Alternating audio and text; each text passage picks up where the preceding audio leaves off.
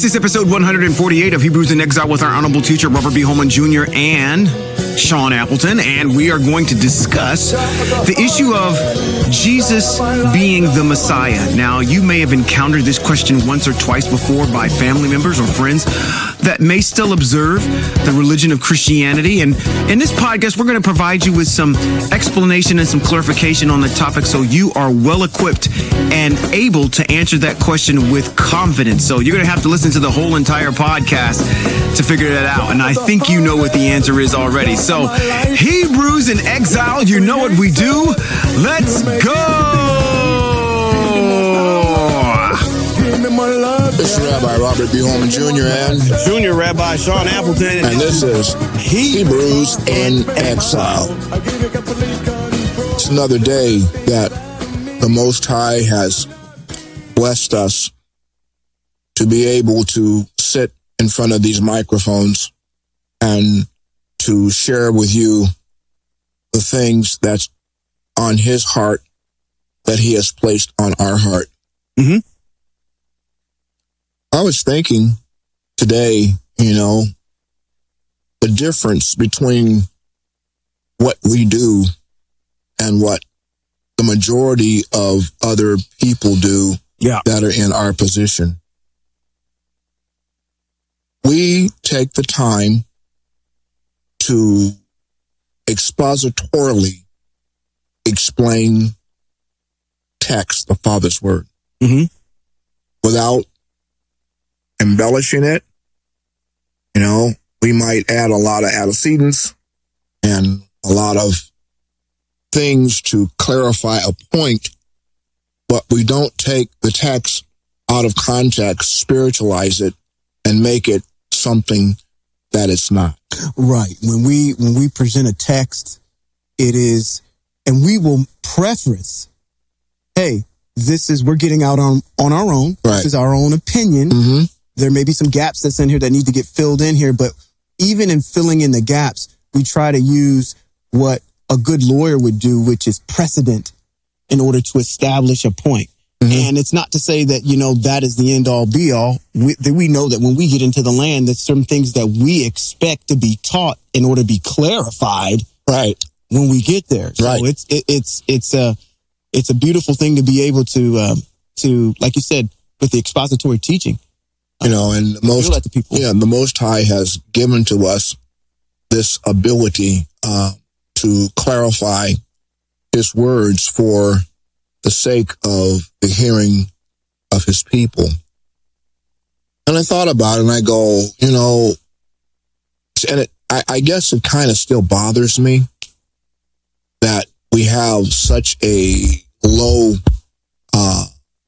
viewing and or following body of people. But then I realized that the largest population of people in religion don't really want to know. Or if they don't want to know, they don't know what to know about what they want to know. Yeah, they've been indoctrinated into this is something interesting. Even in their own, even as a pastor for so long that you were before you made the switch. Mm-hmm. I'm pretty sure you had the testimony that says, y'all have been coming here for X amount of years and y'all still don't know even about Christianity, even Christian principles. Right. It's this lack of asserting oneself into actually knowing the information and the data. You're getting it spoon fed to you every single week, and there's no assertion to know it for yourself. Right. And so you get whatever somebody's telling you on stage or up in the pulpit, you're just gonna ultimately believe because it's kind of a generational thing that's happened. But people don't invest, and then that is where the true understanding comes in. Because when people start investing time and starting actually to read it for themselves, which is what we challenge people to do, right? Then you got to start asking questions. Right. And then those questions have to have reasonable answers. When you don't get that from your leaders and they tell you, okay, well, we just want to be, where was you at? And I think you were at a funeral and somebody said, well, we just want to believe. Yeah, exactly. Exactly. So. Exactly. No, and you cannot shift the narrative to fit an audience. Right. The one thing that I've learned and I've come to appreciate about the prophets, and that is they never shift the narrative. No, not at all. They don't try to make the narrative placate to their audience. Right. This is what the Most High said. Mm-hmm. This is what the Most High is going to do. Mm. This is why the Most High is angry with you. Absolutely. Flat out. Yeah, flat out. And there's no trying to politicize the response or change the response of the Most High. So in essence, the prophets act as an ambassador for the Most High. Because if we talk about an ambassador to a nation, his only responsibility is to respond in like kind to what the nation's position is on any matter. Sure. And he doesn't have a personal position. That's right. That's right. Those prophets are taking, and what we kind of do is taking a look at current day events. The reason the state that you're in is because of X, and X. You even do some of it yourself and say, hey, look at the political climate of what's going on right now and how it's affecting Hebrew Israel. And we relate it to text, but the core foundation is still going to be the mitzvot, which I need to say this. I got to say this. I got to jump in here and say this real quick. It was something that Sherry said online last week that really I've been thinking about all week, because she had asked a question, and I want to continue to assert that idea that it actually changed the way that I think, which is I have to continually be in a mode of teaching mitzvot no matter where I am. I can't get into a conversation with somebody, have a dissertation, just like you had said, you have a testimony that says I have to always make sure that the Most High Yahweh is going to be at the forefront of every conversation that I have. Which is, I echo that, but the mitzvot's got to do the work. Oh, yeah. The mitzvot really have to do the work. And if someone asks me to pray, and this happened a while ago, someone asked me to pray over food. And my prayer has nothing but mitzvot in it the whole entire time.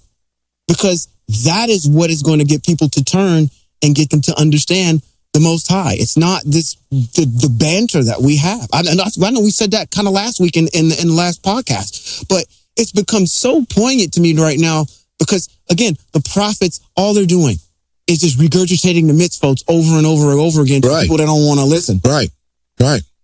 And that's the thing that gets people's hearts and minds to change. You first start with the mitzvot that deals with the Shabbat. Then the Shabbat opens up everything else. Yeah.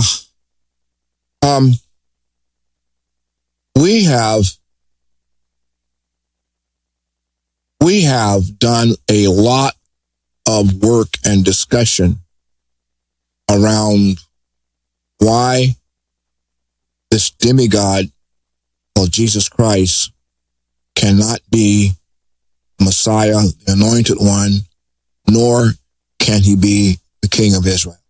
Correct. So, since we've done that, let's look at text. Okay. And let's see how the Most High defines his anointed one. Let's. And we're going to start out here in Isaiah 55 and verse 3. Now, I'm going to tell you something. I've got to teach this week, but I don't have thunder. I don't have no thunder. I don't have no thunder that I need to hold back until. Oh, okay.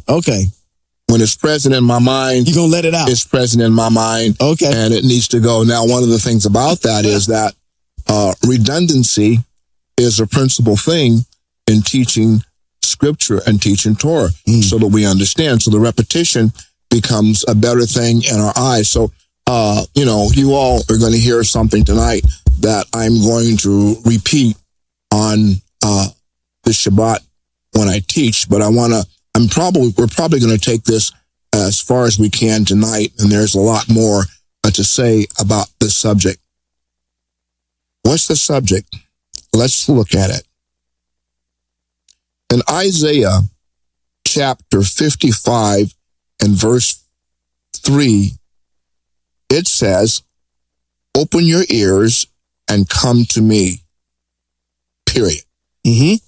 Listen well, and you will live. I will make an everlasting covenant with you. The grace I assured David. Oh. Who? David. David. Oh, all right. The grace I assured David. Now, you have to know that as we talk about this, that David, as you're very well explaining in your dissertations when you teach from Shemuel, that David is the king of Israel. Yes.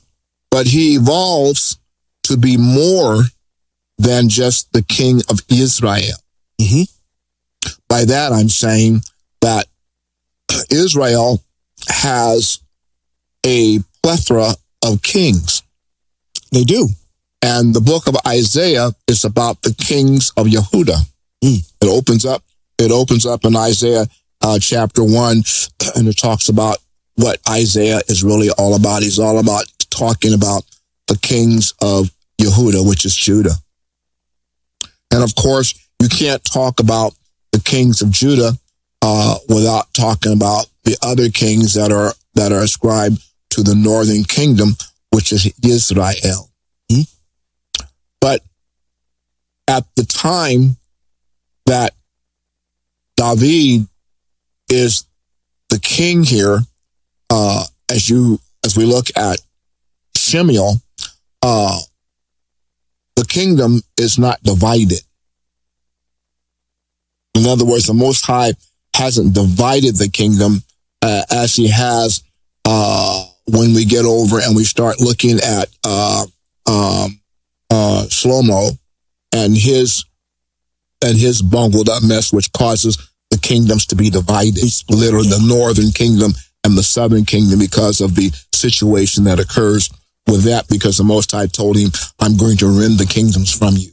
Absolutely. And divide them. Absolutely, yeah. The Hebrew Israel is very much intact through Shemuel. So when we look at Isaiah, and particularly when we look at the messianic writings, when I talk about messianic writings, I'm talking about the anointed writings in which that the Most High speaks about his anointed king or his anointed Moshiach being present.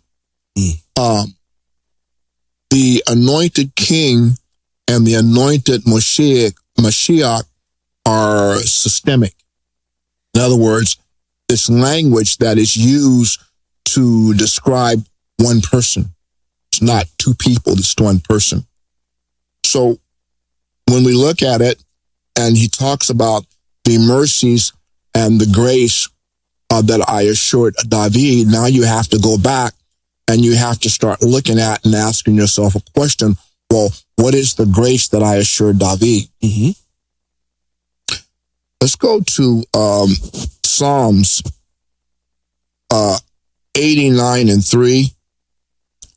Psalms 89 and 3. And let's see if I can get it here.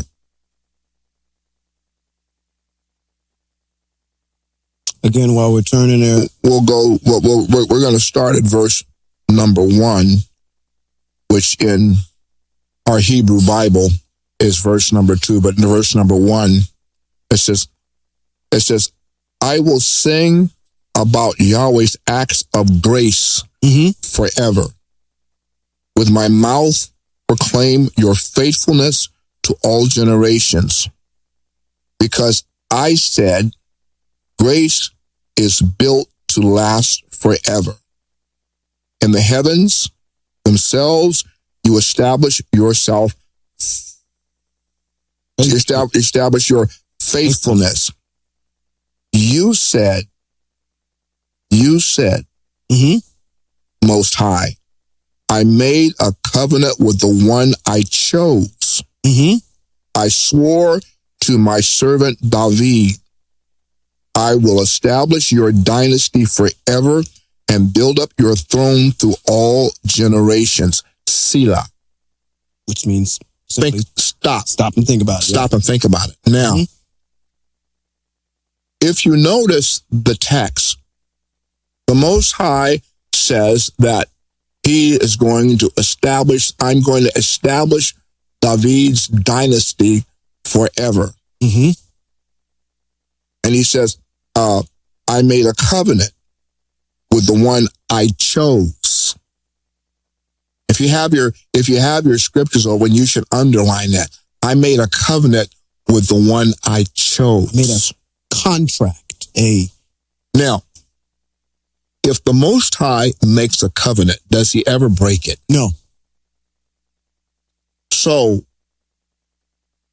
you see, we can't we can't get away from this guy. Nope, you can't.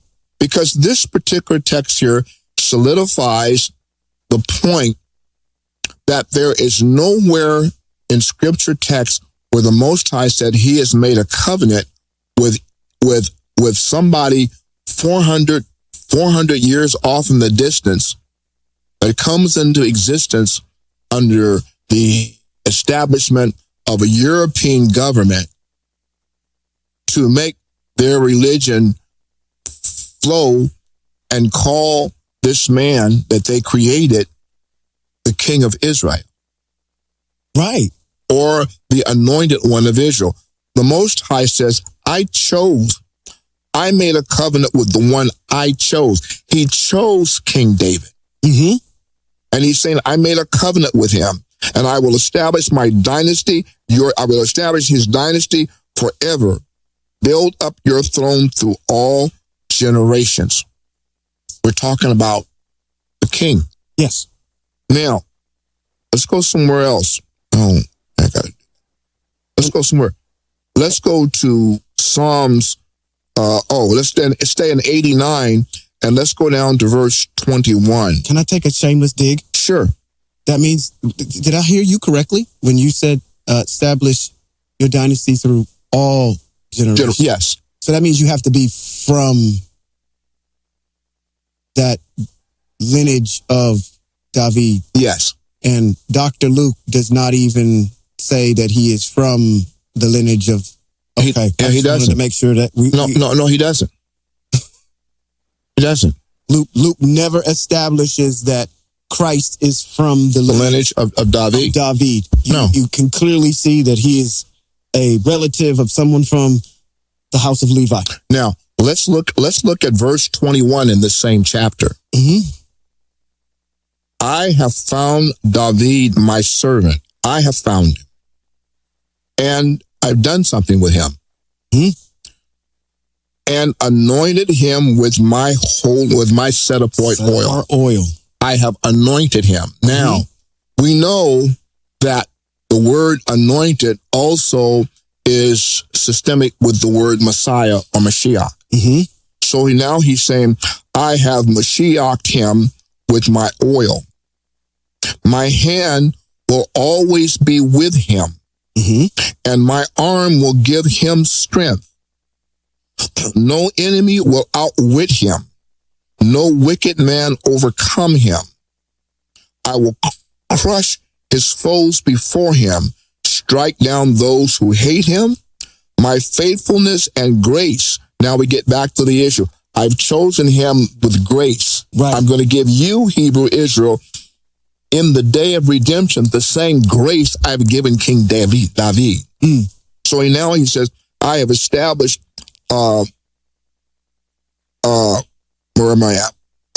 Strike down those who hate, and my faithfulness and grace will be with King David. Through my name, his power will grow. I will put his hand on the sea and his right hand on the rivers. So now when we look at this particular text here in verse 25 or 26, there is a metaphor that he is making there when he says, I will put his hand on the sea and his right hand on the rivers. Sea is always a metaphor that depicts a plethora of people. Yeah. Yep. Oh man, I can't wait for you to get down to 30. He will call me. He will call to me. You are my Father, my El, the rock of my salvation. Now, you see, you can't get away from it. That's right. You can't get away from the fact that this guy has declared that Iye Asher Yiye is his father. But here, the text says in Psalms 89 and 25 or 24, my faithfulness and his grace will be with him. Through my name, his power will grow. He will put his hand on the sea, his right hand on the rivers. He will call to me, you are my Father, my El, the rock of my salvation. I will give to him the position of firstborn, the highest of the kings of the earth. The highest? The highest. Oh, I will give to him. Okay. I will give to him the position of the firstborn, the highest of the kings of the earth. Come on, you getting ready to get to some thunder. Come on, you right there. I will keep my grace for him forever, and my covenant be faithful with him, and I will establish his dynasty forever and his throne as long as the heavens last. We're talking about King David. We're not talking about Jesus Christ. I'm glad you brought up his name. And the Most High said, I appointed him. I called him. There is no text anywhere in Scripture where the Most High says, I called anybody but King David forever. Right. To be the king, and that my covenant would be with him. So now, understand something. The Most High does not have a covenant with Jesus Christ. I can't get off. You see, every time I come to the table, every time we come to the table just to talk about Scripture, that bing, bing, bing, bing, that red light shows up in our face, and we cannot just skip over it. No. Because I have to make the point to you to understand that there is nobody but the Most High El and King David forever. He says here, I will establish his dynasty forever and his throne as long as the heavens last. Now, how long are the heavens going to last? I have forever. I don't know the end date for the heavens. That was never established. So that's indefinitely. Come on, let me have this. Let me have this next piece. Go. Because I got to say this. Go. I want this piece. Okay, well, go. In 30, if his descendants abandon my Torah and fail to live by my rulings, if they profane the regulations and do not obey my mitzvot, I will punish their disobedience with the rod and their guilt with lashes. But I won't withdraw my grace from him. Wait a minute. Or be false to my faithfulness. If you, sir, JC, are a descendant of King David, then why are you telling your people to abandon the mitzvot? This is a contradiction right here. Because you're not supposed to be doing that. If you were a descendant, you were supposed to be telling people to do the mitzvot. Matter of fact, you walk the mitzvot, but how do we get to this idea all of a sudden that by your death, burial, and resurrection, the mitzvot are gone? Yeah. Yeah. I mean, you can spiritualize this in Christianity all you want to, but the issue is when you read it in context and you apply the contextual framework to what's going on over there, we got to use our Johnny Cochran. If it don't fit, you got to quit. Oh yeah. So let's go on with this. Okay. I have sworn by my holiness, by my set apartness, once and for all, I will not lie to David. His dynasty will last forever. His throne like the sun before me.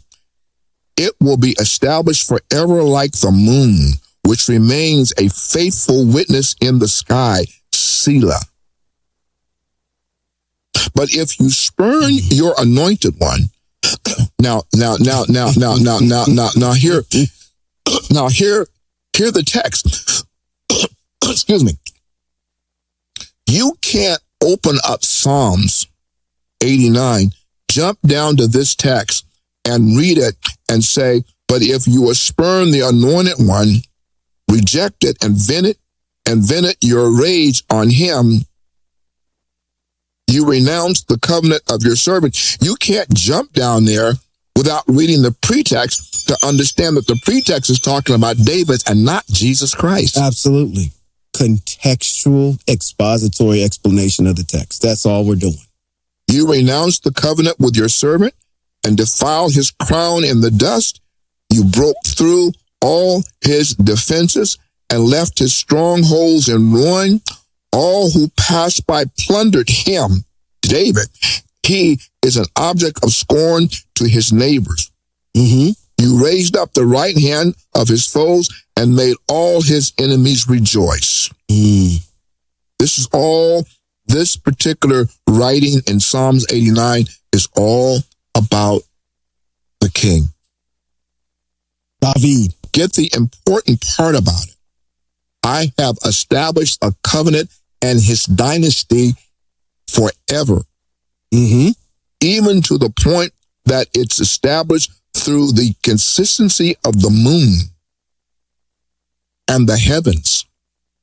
As long as the heavens last and as long as the moon rises in the west and sets in the east, or rises from wherever it rises from, and sets, King David is my anointed forever. Yeah, there's a set of mitzvot that govern how those things transverse in the sky, and they have never broken those mitzvot. That's why we say we can look out and see perfection, because that is what perfection is. It is the observance of the laws that have been given to that particular object or inanimate object that it will not break. So therefore, a testament. You see that moon in the sky? I put it up there. Yeah. And it doesn't break the mitzvot of doing whatever it's supposed to do. So whenever it does that, which it won't, make the analogy there to say, I'm not, when I make that covenant. And see, this is the thing. This is awesome too about the Most High. I ask people this question. Can the Most High break a mitzvot?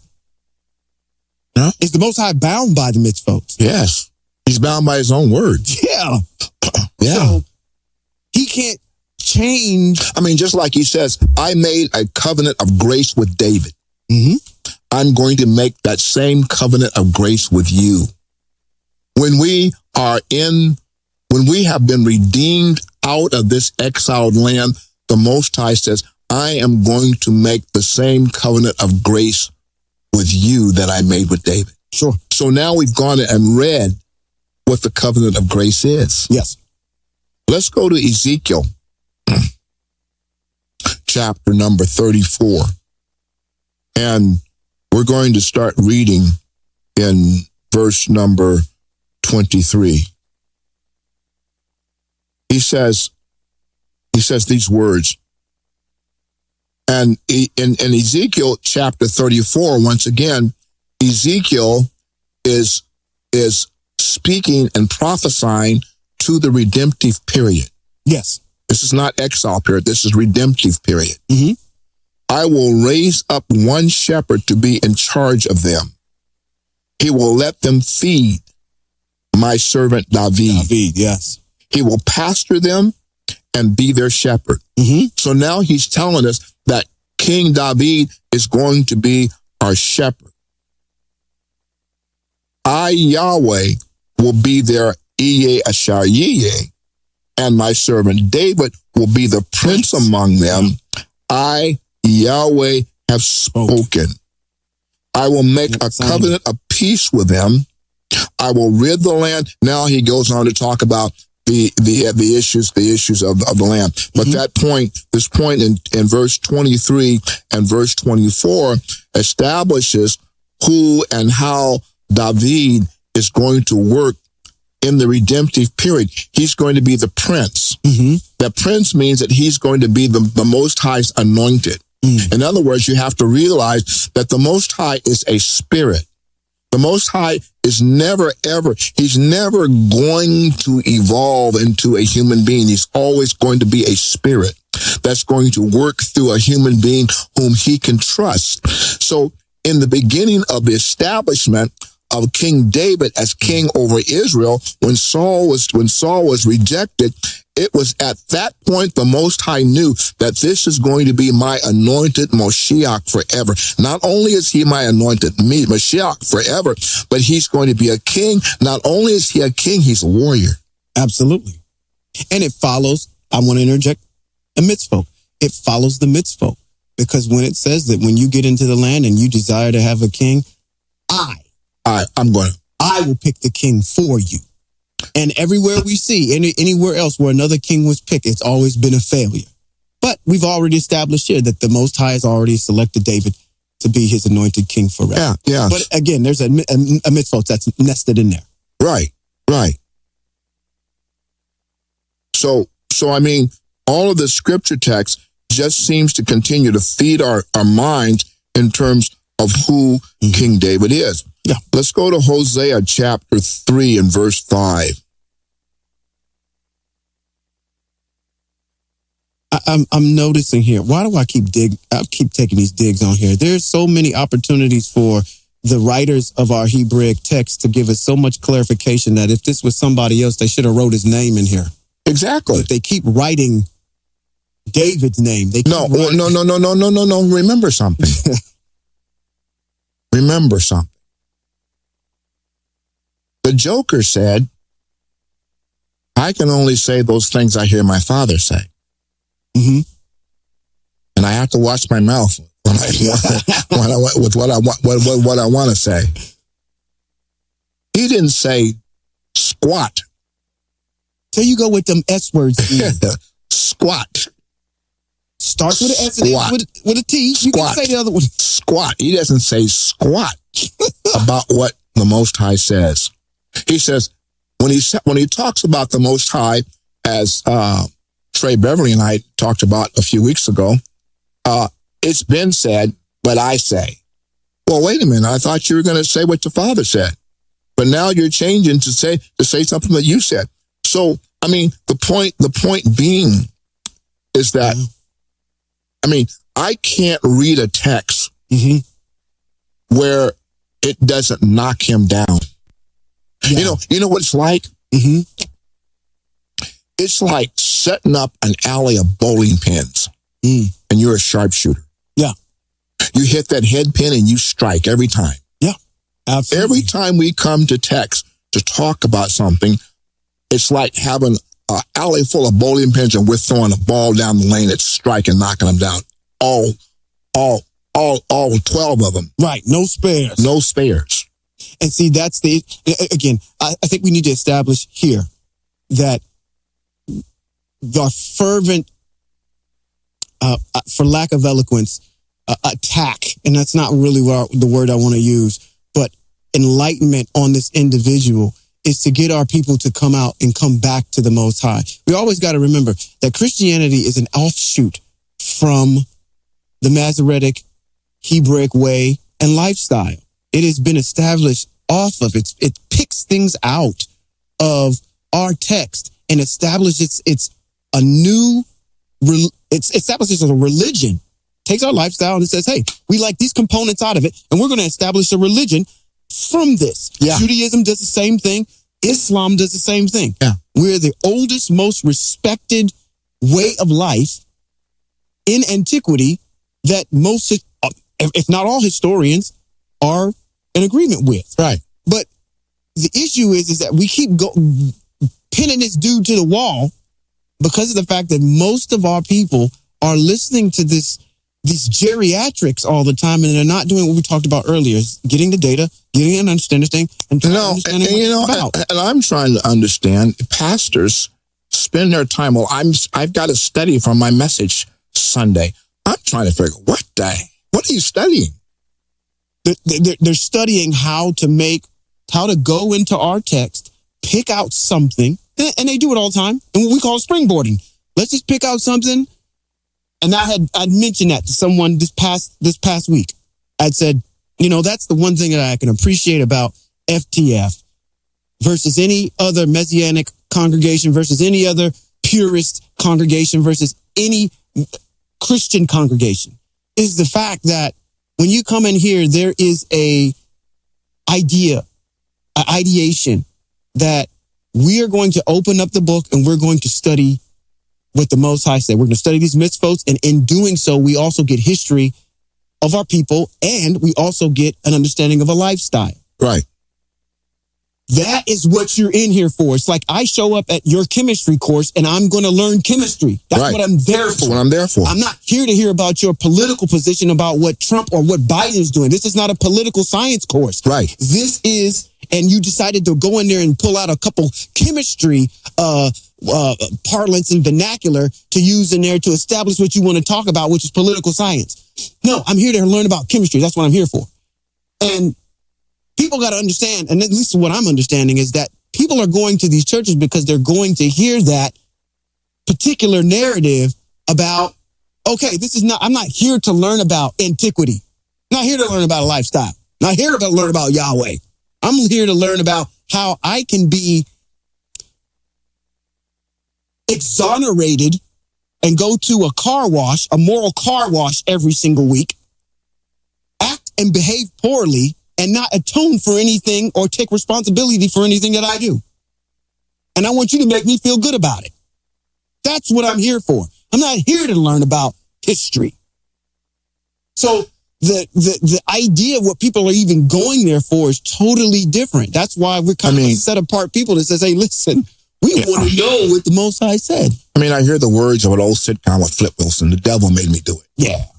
And, with religion, it's easy for religion to pin their bad behavior off on some spirit that makes them do something, as opposed to taking responsibility for their own actions.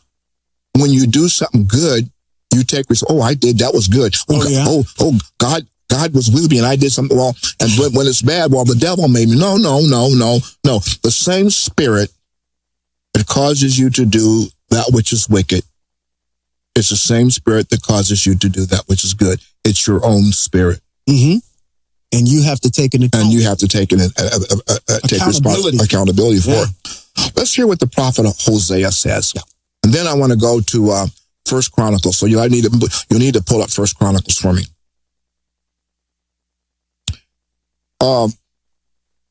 Let's start with, let me see here. You jump down all the way down here at the bottom. Let's start with verse number,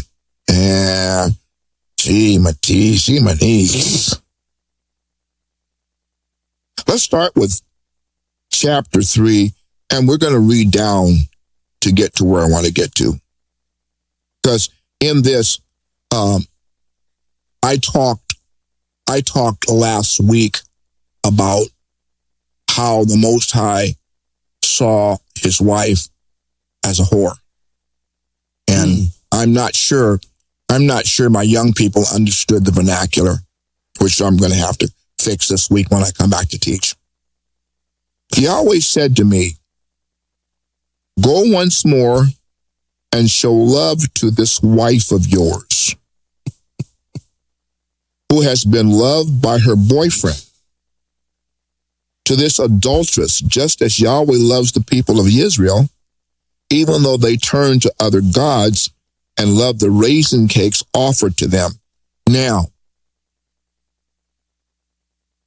raisin cakes goes back to, I think it does it tie back to the mandrakes? That, why are you laughing? Because you said the young people don't know about what I may have meant by she's being a hoe. No, but let me translate maybe for the young people. Hebrew Israel is having a hot girl summer. That's what she's doing right now.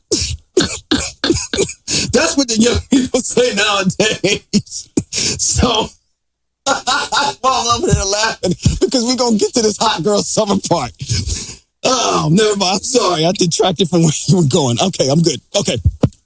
We're back at it. Even though they turn to other gods and love the raisin cakes offered to them. So when we read here in Hosea is explaining to us the position of Hebrew Israel in the mind of the Most High. Mm-hmm. So now he says, talks about this wife of yours. So he says, I brought her back for myself with 15 pieces of silver and 8 bushels of barley. I'm not going to elaborate on that. Then I told her, you are to remain in seclusion for a long time and be mine. You are not to be a prostitute.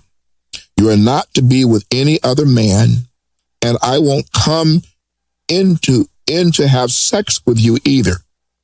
For the people of Israel are going to be in seclusion for a long time without a king, prince, sacrifice, standing stone, ritual vest, or household goods. That right there, all of that right there is talking about the exile. Yeah. Agreed. Afterwards, Now here we go.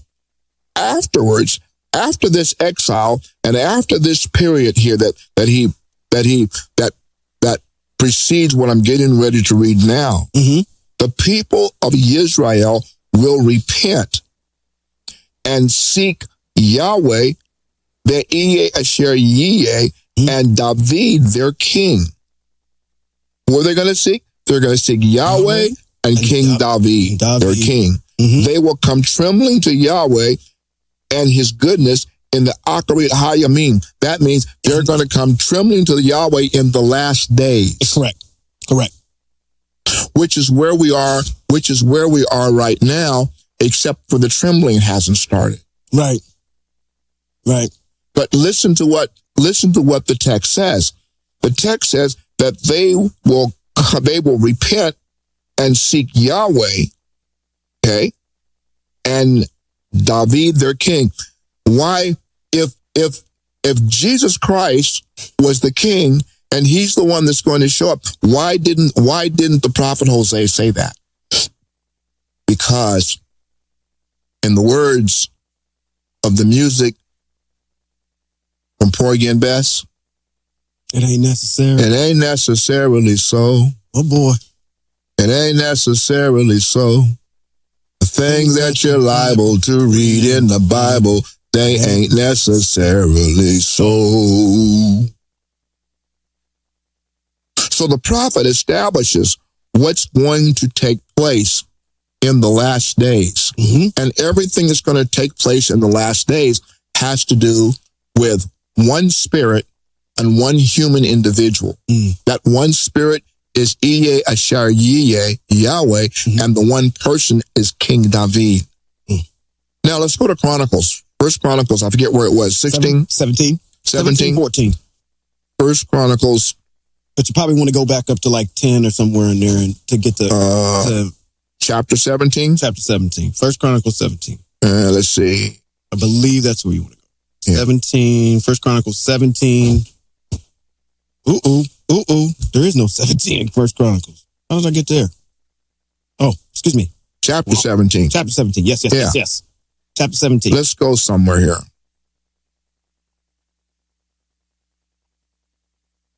I don't know where to start.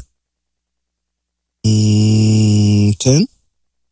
And go back up that far? Somewhere around there? Oh, goodness gracious. Well, let's go.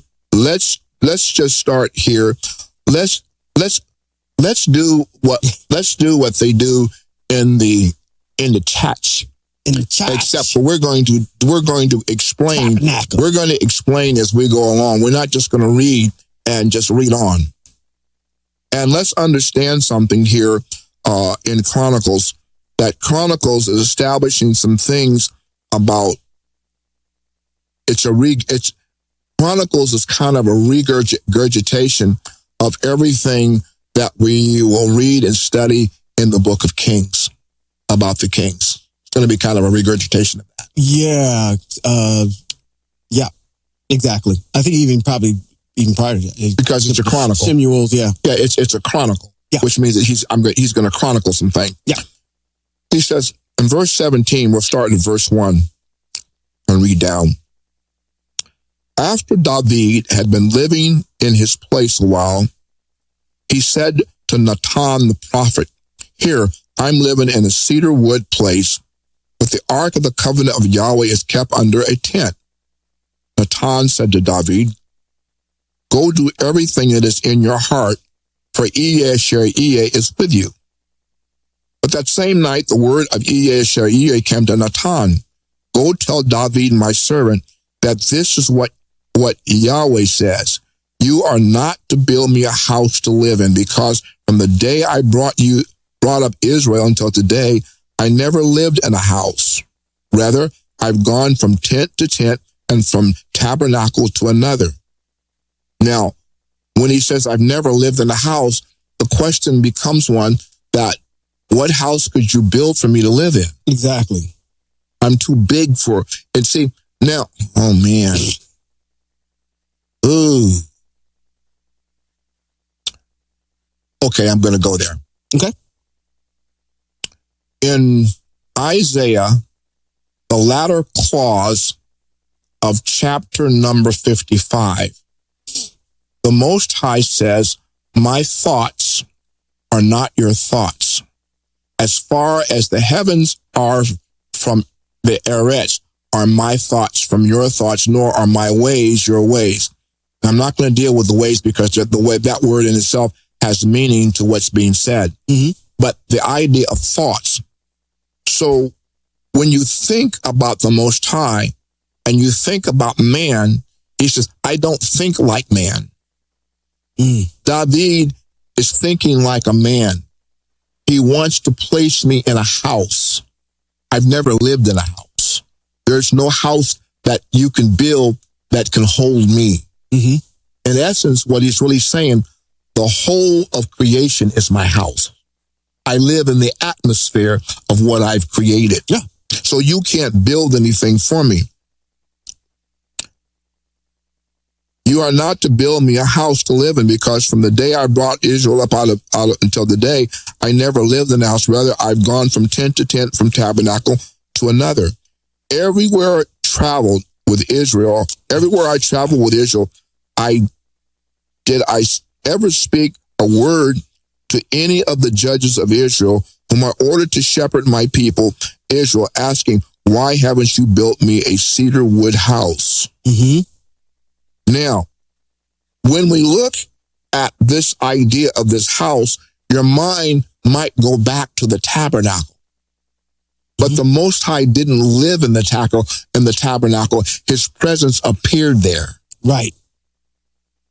"Therefore say to my servant David that this is what Yahweh Sabaoth means host, says, I took you from the sheep yards, from following the sheep, to make you chief over my people Israel.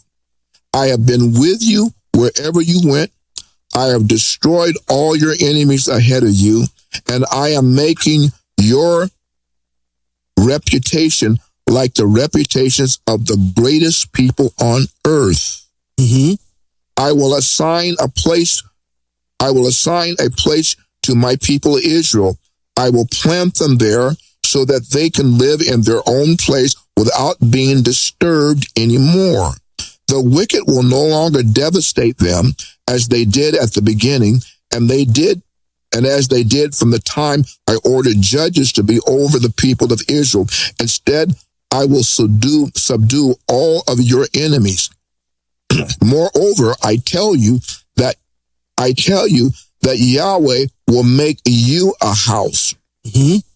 When your days come to an end and you go to be with your ancestors, I will establish one of your descendants to succeed you, one of your own sons, and I will set up his rulership. He will build me a house, and I will establish his throne forever. I will be a father to him, and he will be a son to me. I will not take my grace away from him as I took it away from your predecessors. Who's he talking about? Who's his son he talking about?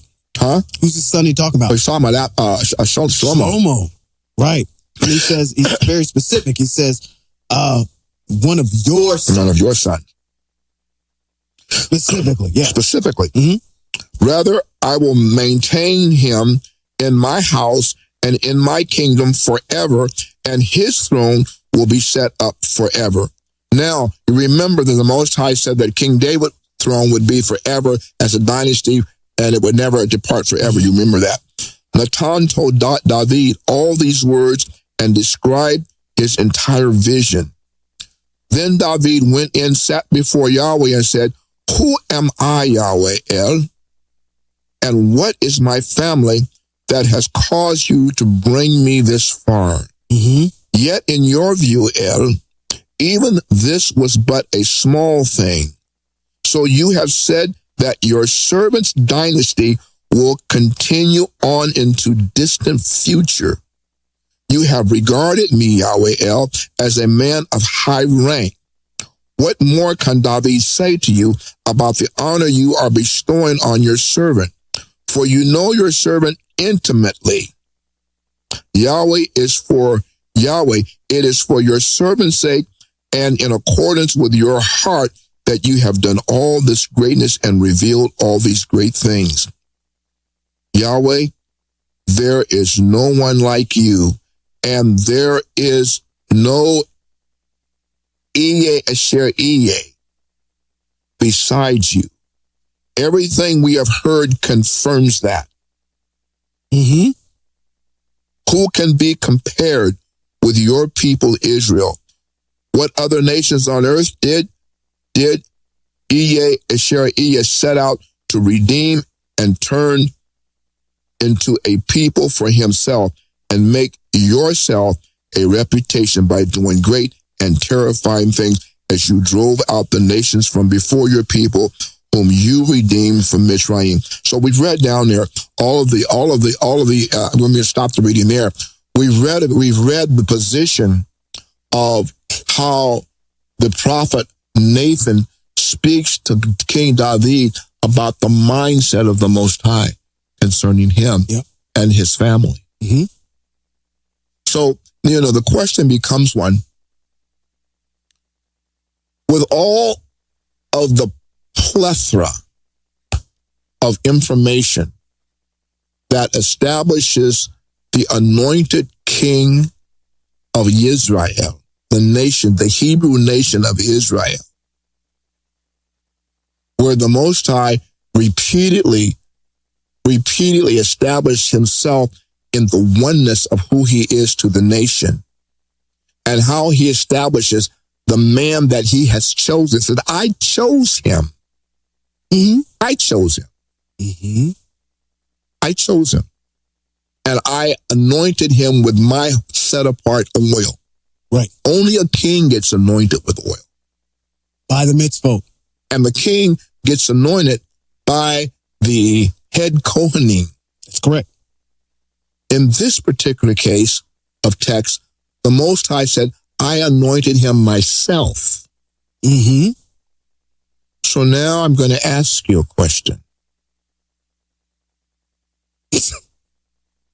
Oh, you got to watch your mouth. Who, Oh boy. in the New Testament, anointed Jesus to be king of Israel? Can I answer that? Ooh, this is what they used to do in class. Ooh. Can I answer that? Absolutely. Constantine. No. Constantine didn't do that No. when he established that new religion. No. Oh, okay. And it wasn't a Kohanim. Who was the woman who went into the alabaster box and pulled out the oil Her? and anointed him? I haven't been over there. So, I know what you're talking about, though. It was a woman who anointed him. And she wasn't a Kohanim. She sure wasn't. So therefore, case in point, using the H word again, how in the heck could he establish himself, even though he points out when asked, they say that you're the king of Israel. He doesn't deny it. He only says, well, that's what you say. That's true. He never takes ownership of it. So say that he's. But while he never takes ownership of it, not taking ownership of it is the same as owning it. Because what he should have said was, no, I am not the king of Israel. That's what he should have said. Exactly. Yeah. But he should have said, using the H word again, a heck of a lot more that he never said, because he never ever fulfilled the so-called role for his even being established in the first place. And he couldn't fulfill the role because he wasn't chosen by the Most High, and he's not anointed by the Most High. Therefore, he is worse off than the Pharisees that left him high and dry when he said, except you eat my flesh and drink your blood. They knew mitzvos, and they said, oh my God, we're out of here. I mean, we dealt with the idea that you said before, Abraham, for us you were. I mean, we kind of dealt with that. We wanted to hang your butt for that, but now you want us to eat flesh and drink blood, even if it is a metaphor that you're, or an assembly that you're giving us. That is totally wrong. Absolutely.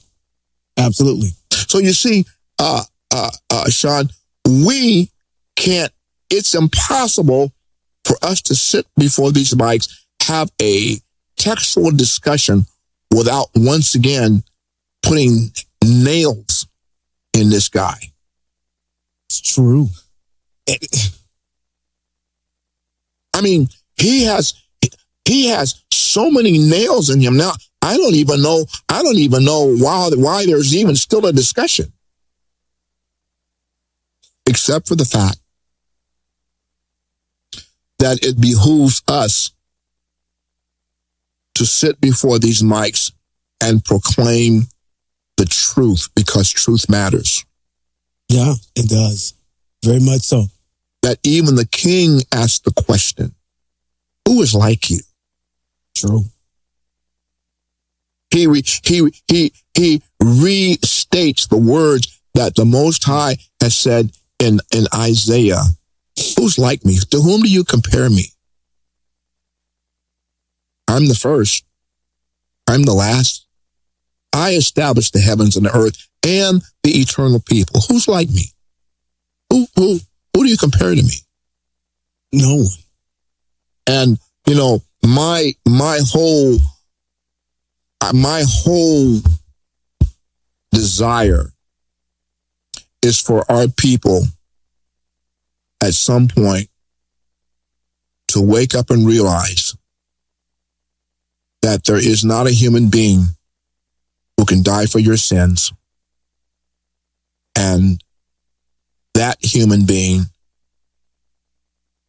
doesn't know diddly about Torah. Which is a question in itself to me. can one establish that if he died for sins, then at some point he had to become a man? 100%. Right?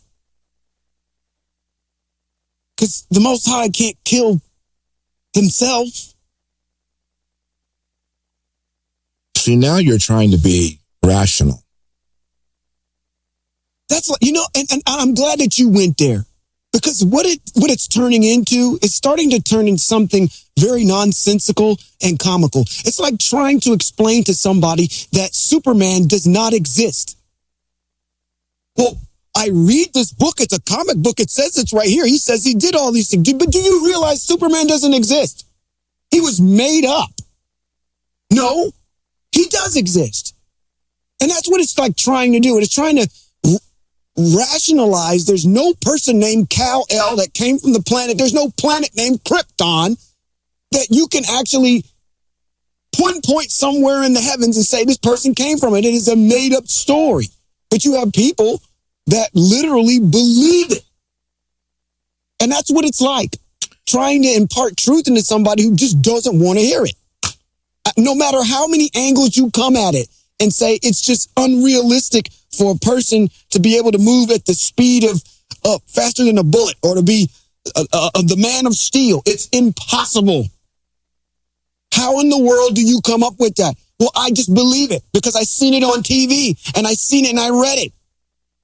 Superman's real. Well, okay then, Superman's real. I don't know what else to tell you other than... Why am I smiling? I don't know. Why am I smiling? You know what you just told me? I told you something. Yeah, you did. Okay. In my rant, all right. You know what you told me? What did I just do? You told me that piece of work over there is a comic book. Is it not? It is a fictitious... It's a comic book. Amalgam of different pieces that have been pulled in all together to make up a storyline about a character. Yeah. I even explain it when I go through the book of Netanyahu. I said there is an agenda here from day one. If you don't see this, look at it. Yeah, Kenya. Boom, there it is. It's a comic book. So how in the world am I going to explain? Our people are enamored with a fictitious superhero. And they're preaching from a book that is a comic book.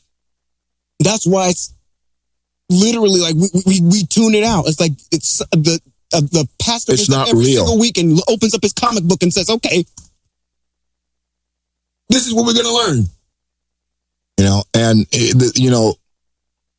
The saddest part about it is our people do not want to hear it.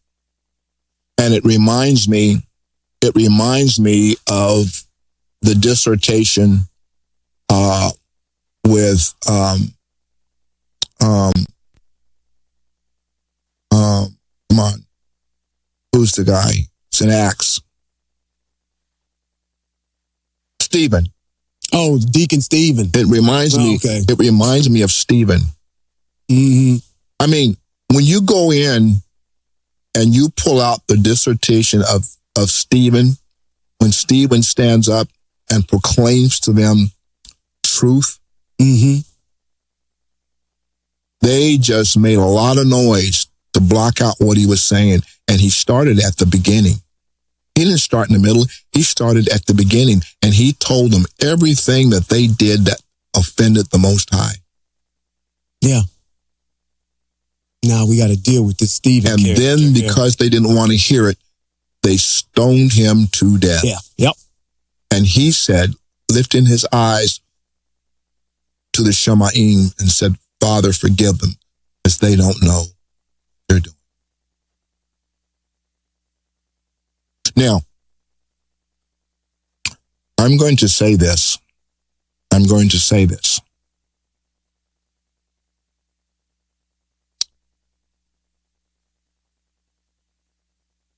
there are a lot of writings that are not scriptural texts authored by the Most High.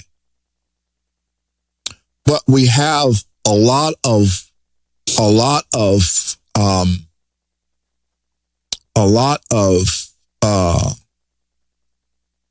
what is it? I don't even want to call it philosophy. It's not philosophy. When truth is being stated, then you have to acknowledge the truth that's being stated. Yeah. Separate and apart from the context in which that is stated. Mm-hmm. If it's truth, you have to acknowledge the truth that's stated. Yeah. And consequently, in the comic book, there's a lot of truth that is stated. Yeah. But then you have to watch out, because as soon as the truth is stated, it's shrouded with that which is not truth. True. Very true. Because even when you read a comic book, you can have a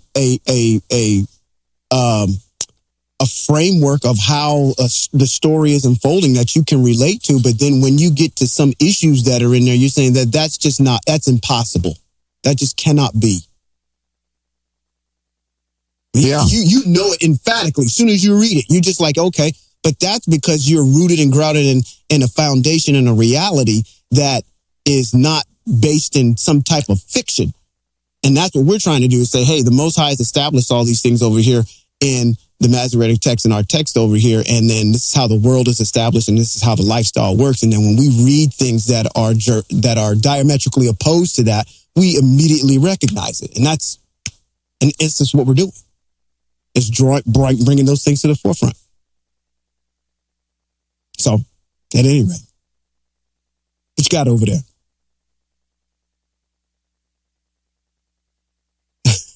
I'm scrolling through. I'm scrolling through chapter 7 of Acts. Oh, to find No, it's there. It's just a long chapter. And by the way, and I mean, if you want to, I mean, as a scholar and as a student, you should read Acts 7 in light of what Stephen has said, because it's a long chapter, because Stephen is going through a chronological history of Israel.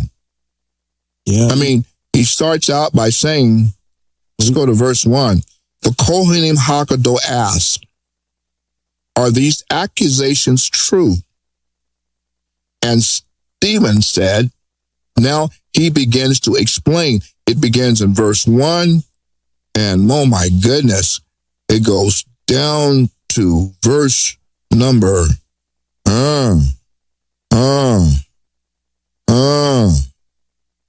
51. Look at these rich folks. They're all bold up in there. It goes down to verse number 59. Jiminy Christmas. And when it gets to verse number 59, it says, and as they were stoning him, Stephen called out to Iye Asher Iye. Mm-hmm. Now they inject their Yeshua. Lord Yeshua, receive my spirit. Then he kneeled down and shouted out, Lord, don't hold this sin against them. With that, he died. Now, knowing all that, he would have never said. He would have never said that. Never. When you read the dissertation from verse 1 to 50. So you can go to 50, 58? 56. Well, no, because they threw him outside the city and began stoning him. So he ends his dissertation in verse 56. Look, he exclaimed, I see the Shemayim open and the Son of Man standing at the right hand. Well, I don't believe. Yeah, go up to 53. Probably. Yeah, that's not 53. 54 down is all. Now you're tangling it up, starting at 54. Yeah, because if I look at the note here is going to take me back to Isaiah 53, 7 and 8. And we know 53, 7 and 8 ain't got nothing to do with no JC. That's correct. But I mean, when we read Stephen, we read all of the things that Stephen has stated as to why things are the way they are, and the man got stoned to death for being truthful with a bunch of hard-headed, stiff-necked people.